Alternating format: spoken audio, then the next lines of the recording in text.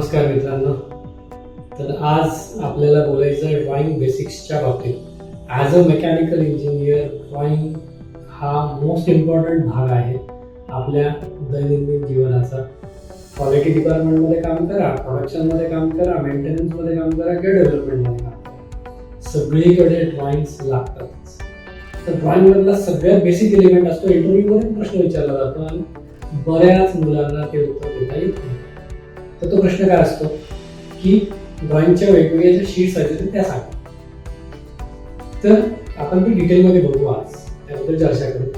हे जे शीट दिसते तुम्हाला समोर, तर हे आहे कॉमनली यूज होणारं प्रिंट करतो आपण जे. तर प्रिंटर असतो आपल्याकडे A4 साईजचा. तर A4 साईजचं शीट आहे ज्याचं डायमेन्शन जे आहे दॅट इज 210 by 297 मिलीमीटर्स. या शीटला जर मी एक्झॅक्टली हाफ केलं तर हे किती आहे सांगता येईल तुम्हाला? सांगता येत असेल तर कॉमेंट बॉक्समध्ये टाईप करा. या शीटला एक्झॅक्ट जर हाफ केलं तर इट बिकम्स A5. ठीक आहे, दिस बिकम्स A5. A5 शीट जे आहे त्याचं डायमेन्शन असेल 210, तर तसंच राहिलं. 297चं अर्थ झालं 148.5, 148.5. सो 148.5 by 210 अशी साईज झाली आहे.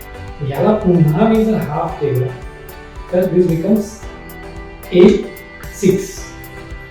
याला पुन्हा हाफ केलं दिस बिकम्स A7. A7 ला पुन्हा हाफ केलं दिस बिकम्स A8. याच्या खाली कुठली साईज नसते. A8 ही शेवटची साईज आहे, छोट्या साईजमध्ये.